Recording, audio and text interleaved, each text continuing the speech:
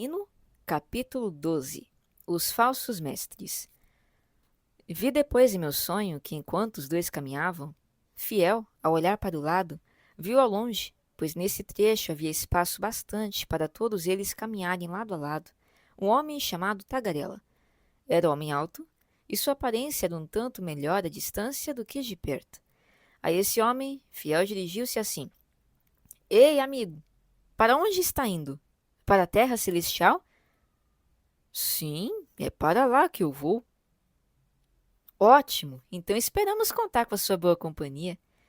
É de muito bom grado que serei companheiro de vocês. Venha então, sigamos juntos aproveitando o tempo para conversar sobre coisas proveitosas. Para mim, nada é mais agradável que conversar sobre coisas boas com vocês ou com qualquer outra pessoa. Alegro-me de ter encontrado gente que gosta de coisa tão excelente. Pois, para falar a verdade, poucos são aqueles que se dedicam a passar o tempo assim, quando em viagem, uma vez que a maioria prefere falar de coisas vãs e isso tem sido um tormento para mim. De fato, é algo a lamentar, pois que coisas tão dignas do uso da língua e da boca existem na terra quanto as coisas do Deus dos céus. Muitíssimo me agrado de você, pois vejo que suas palavras são plenas de convicção, e ouso até acrescentar que pode haver de mais agradável e proveitoso do que falar das coisas de Deus. Que coisas tão agradáveis há? Isto é, se o homem acha algum prazer em coisas maravilhosas. Por exemplo, se o homem se deleita em falar da história ou do mistério das coisas, ou se adora falar de milagres, prodígios ou sinais, onde encontrará registro tão prazeroso e tão belamente escrito, senão nas escrituras sagradas? Isso é verdade, e tirar proveito dessas coisas na nossa conversa é justamente o que desejamos. Foi o que eu disse. Falar sobre isso é muitíssimo proveitoso, já que, ao fazê-lo, o homem pode alcançar conhecimento de muitas coisas, como da vaidade das coisas da terra e do benefício das coisas de cima. Em geral, porém mais especificamente por meio disso, o homem pode aprender a necessidade do novo nascimento, a insuficiência de nossas obras, a necessidade da justiça de Cristo e assim por diante. Além disso, por meio das conversas, o homem pode aprender o que é arrepender-se, crer, orar e sofrer, entre outras coisas. Ainda pela conversa, o homem também pode aprender as grandes promessas e consolações do Evangelho para o seu conforto. E mais, por meio disso, o homem pode aprender a refutar falsas opiniões, a defender a verdade e também a instruir o ignorante. Tudo isso é verdade, e alegro-me de ouvir de você essas coisas. Ai de mim, a falta disso é o motivo por que tão poucos compreendem a necessidade da fé e da obra da graça em sua alma para alcançar a vida eterna. Ignorando esse fato, vivem nas obras da lei, pelas quais o homem de modo nenhum pode alçar-se ao reino dos céus. Mas, com a sua licença, o conhecimento celestial dessas coisas é dom de Deus. Homem nenhum as alcança por ação humanitária ou meramente por falar delas.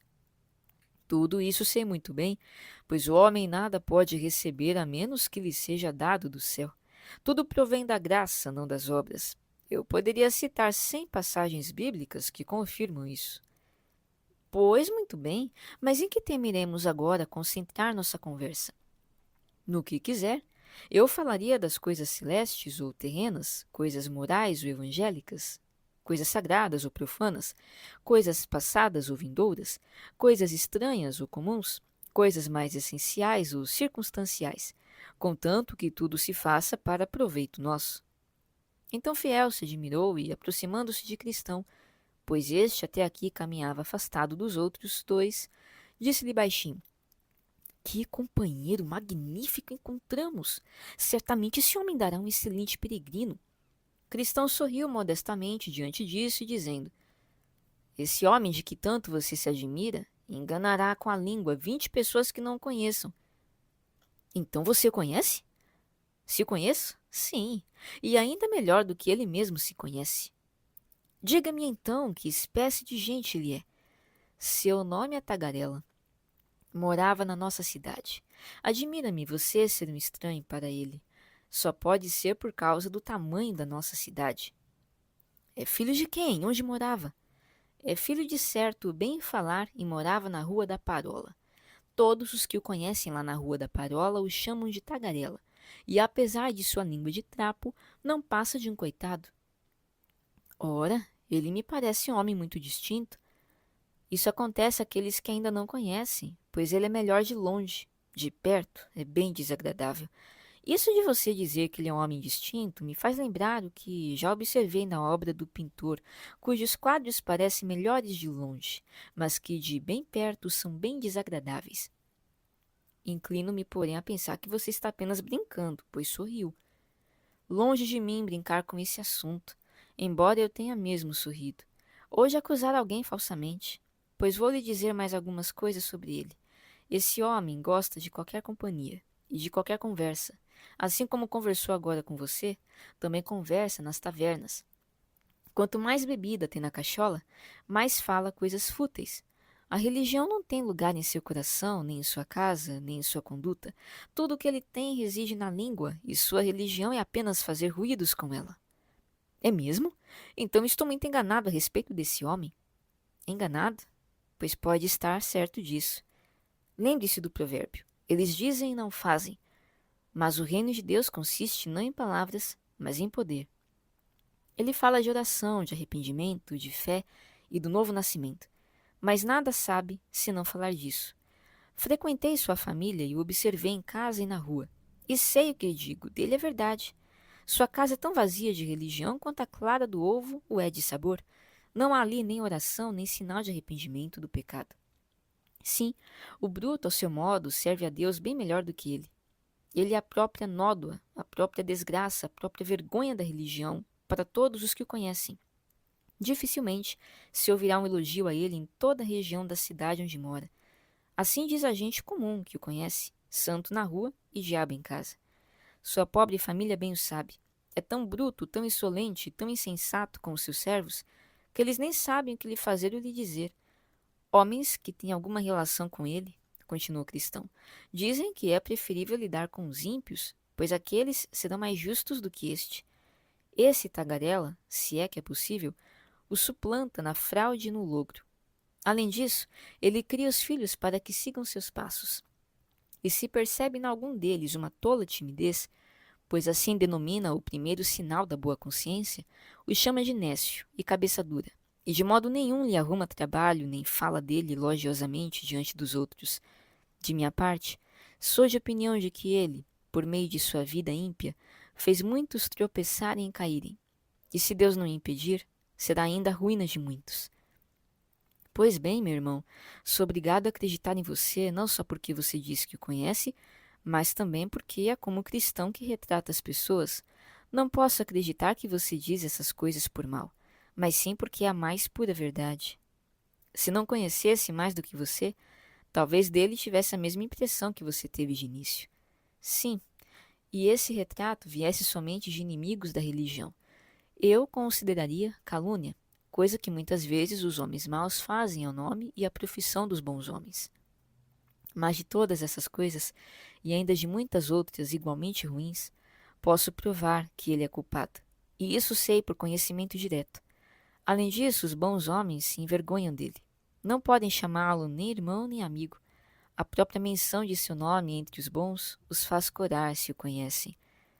Bom, vejo que dizer e fazer são coisas diferentes e de agora em diante é melhor que eu note essa diferença. De fato, são duas coisas distintas e tão diversas quanto a alma e o corpo, pois assim como o corpo sem alma não passa de carcaça morta, também o falar vazio não passa de carcaça sem vida. A alma da religião é a prática. A religião que Deus, nosso Pai, aceita como pura e imaculada é esta: cuidar dos órfãos e das viúvas em suas dificuldades, e não se deixar corromper pelo mundo.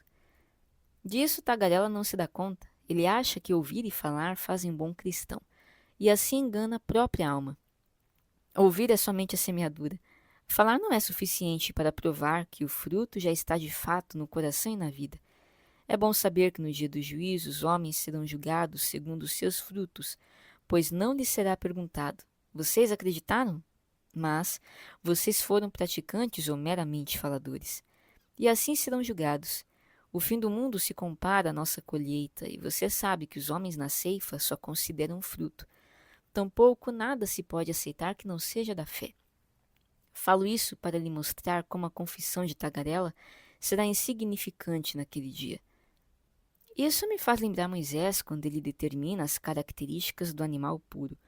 Puro é o animal que tem casco fendido e rumina, não o que tem somente casco fendido ou o que somente rumina. A lebre rumina, mas é mesmo assim impura, pois não tem casco fendido. E de fato isso faz lembrar tagarela. Ele rumina, busca o conhecimento, rumina sobre a palavra, mas não tem o casco fendido, não se afasta do caminho dos pecadores, pois como a lebre, tem pé de cão ou urso, e portanto é impuro. Você revelou, pelo que sei, o verdadeiro sentido evangélico desses textos. E acrescentarei ainda uma coisa.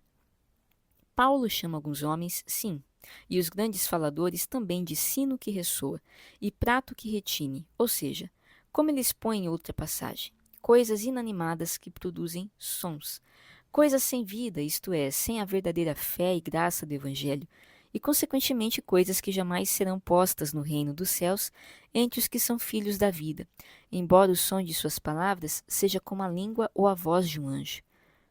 Bom, não gostei tanto da companhia dele de início, mas agora estou realmente farto dela. O que faremos para nos livrar dele? Acate meu conselho e faça como eu mando.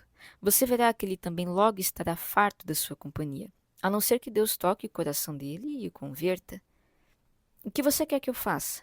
Pois vá até ele e trave uma conversa séria sobre o poder da religião e pergunte-lhe diretamente, depois que ele tiver aprovado as suas palavras, pois certamente o fará, se isso está arraigado no coração, na casa ou na conduta dele. Então Fiel foi novamente falar com Tagarela. Ora, ora, como estão as coisas? Muito bem, obrigado. Acho que deveríamos aproveitar o momento e travar uma longa conversa. Pois se é da sua vontade, comecemos já. E como você me cedeu o direito de fazer a pergunta inicial, seja esta: como a graça salvífica de Deus se revela quando no coração do homem? Percebo que nossa conversa deve versar sobre o poder das coisas. Bom, eis aí uma pergunta muito boa, e certamente é de bom grado que lhe respondo. E aqui vai a minha resposta, em breves palavras. Primeiro, se a graça de Deus está no coração, lá ela provoca um grande clamor contra o pecado. Em segundo lugar, espere, por favor, ponderemos o argumento por vez. Acho que seria melhor dizer que ela se revela inclinando a alma a detestar o pecado. Ora, que diferença há entre clamar contra e detestar o pecado? Há uma grande diferença. O homem pode clamar contra o pecado ou a astúcia, mas não pode detestá-lo, senão em face de uma piedosa antipatia contra dele. Já ouvi muitos clamarem contra o pecado no púlpito, gente que, no entanto, abriga muito bem no peito, na casa e na conduta. A senhora de José clamou com voz bem alta, como se fora muito santa, mas apesar disso, teria de bom grado cometido com ele o pecado.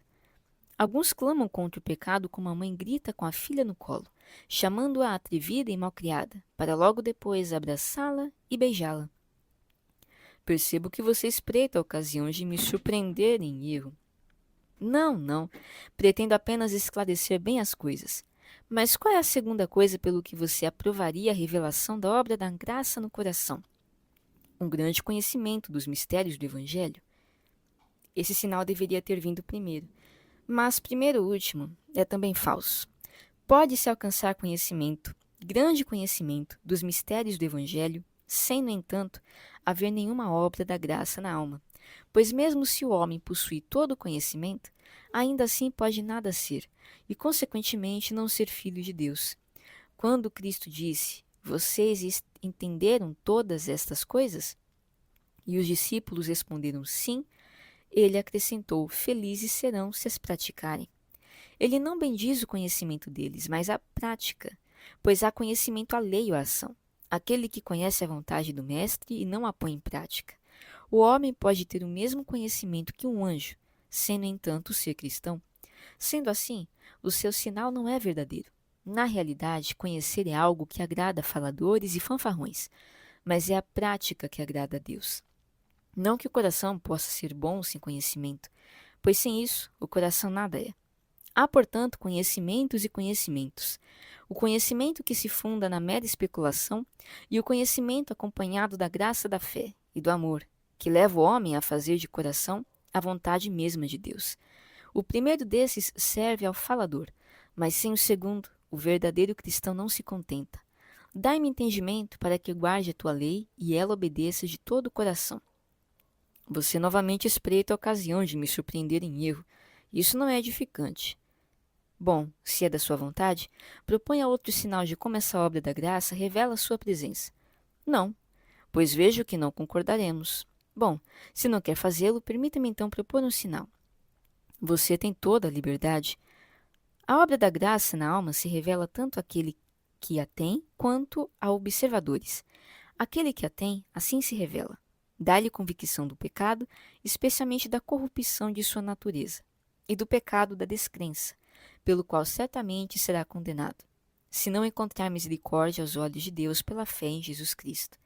Essa visão e percepção das coisas provocam nele pesar e vergonha pelo pecado. Além disso, encontra revelado em si o Salvador do mundo e a absoluta necessidade de apegar-se a ele por toda a vida. E na vida encontra a fome e a sede, as quais se fez a promessa. Ora, segundo a força ou a fraqueza da sua fé no Salvador, é a sua alegria e a sua paz, o seu amor e a sua santidade, como também o desejo de mais conhecê-lo e também de servi-lo neste mundo. Embora eu diga que isso assim se revela nele, continuou o fiel, é raro, porém, o homem que esteja capacitado a concluir que isso é obra da graça, pois suas corrupções e sua razão distorcida fazem a mente avaliar erroneamente a questão. Portanto, do possuidor dessa obra exige-se juízo bastante sensato para que possa concluir com firmeza que se trata da obra da graça.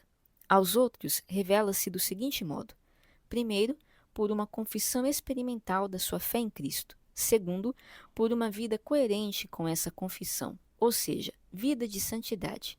Santidade no coração, santidade na família, se ele tiver família, e santidade na conduta neste mundo. Em geral, isso ensina a detestar no íntimo, em segredo, o pecado e a si mesmo. Ensina-o a estipá-lo de sua família e a promover a santidade no mundo, não por palavras somente, como faz o hipócrita ou falador, mas pela submissão prática na fé e no amor ao poder da palavra. E agora, meu caro, concluiu o fiel, se você tem algo a contrapor a essa breve descrição da obra da graça e também a sua revelação, por favor, faça-o. Caso contrário, peço permissão para propor uma segunda pergunta. Não, meu papel agora não é objetar, mas ouvir. Que venha, portanto, a segunda pergunta. Eila, você porventura vivencia hoje a primeira parte da descrição da obra da graça? E será que a sua vida e conduta testificam? Ou será que a sua religião se funda somente na palavra e na língua, e não em atos e verdade? Peço que, caso se disponha a responder-me essa pergunta, nada mais diga senão o que saiba, que o Deus lá do alto confirmará com um amém, e também nada a não ser aquilo em que a sua consciência possa justificá-lo. Porque não é aprovado quem recomenda a si mesmo, e sim aquele a quem o Senhor recomenda. Além disso, dizer que sou assim ou assado, quando a minha conduta e todos os meus vizinhos me dizem que minto, isso é grande impiedade. Tagarela então começou a corar, mas recobrou-se e replicou: Você agora fala de experiência, de consciência, de Deus e de apelos a Deus em busca de justificação de seus argumentos.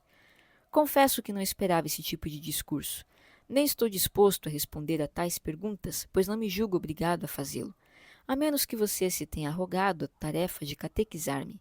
Embora você até deva agir assim, eu posso recusar-me a fazer de você meu juiz. Mas rogo que me responda: por que me faz essas perguntas? Porque julguei que você estava disposto a conversar e porque não sabia que você não fazia sequer ideia do assunto. Além do mais, para lhe dizer a verdade, já ouvi falar de você.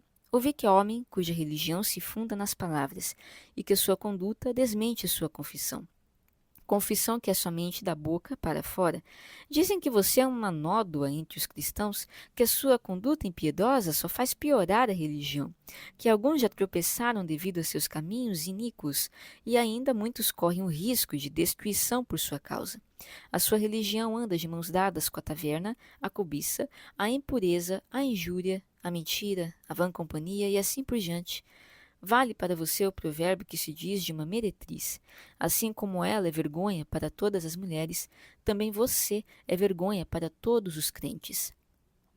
Já que você não hesita em emitir conceitos e em julgar tão cruelmente assim, só posso concluir que estou diante de um homem rabugento e melancólico, com quem é impossível conversar. Portanto, adeus. Logo o cristão se aproximou e disse ao seu irmão: Eu lhe disse o que aconteceria. Suas palavras não iriam jamais concordar com as paixões desse homem. Ele prefere abandonar a sua companhia a reformar a própria vida. E ele se foi, como eu previa. Deixe que vá. Quem perde é somente ele mesmo, ninguém mais. Tagarela nos poupou o trabalho de nos afastarmos dele, pois se ele mantivesse a mesma conduta, como suponho que faria, certamente seria um espinho entre nós. Além disso, diz o apóstolo, afaste-se dessa gente. Mas estou contente por termos travado essa breve conversa com ele. Quem sabe até venha a ponderar novamente a questão. Porém, fui sincero, e portanto estou livre de seu sangue, se ele vier a perecer. Bem, você fez a falar assim tão francamente com ele. Hoje é difícil encontrar quem age em relação aos homens com tamanha fidelidade. E é isso que de fato torna a religião tão repugnante para muitos, pois são esses tolos tagarelas cuja religião é só da boca para fora, gente debochada e vã em sua conduta, que, sendo assim mesmo admitidos na comunhão dos piedosos, fazem tropeçar o mundo, mancham o cristianismo e entristecem os sinceros. Quisera que todos os homens os tratassem assim, como você o fez. Eles ou se ajustariam mais à religião, ou então à companhia dos santos, que lhes seria ardente demais. Então disse Fiel: Como Tagarela pavoncava-se no início, e com que coragem cuspia o bulício. Como supunha vejar todo homem são. Porém Fiel falou da obra do coração. E ele minguou como o céu na lua, como também todo insincero recua. Assim foram conversando sobre o que haviam visto pelo caminho, e o percurso tornou-se menos pesado, pois não fosse isso, sem dúvida, lhe seria tedioso, já que atravessavam um deserto.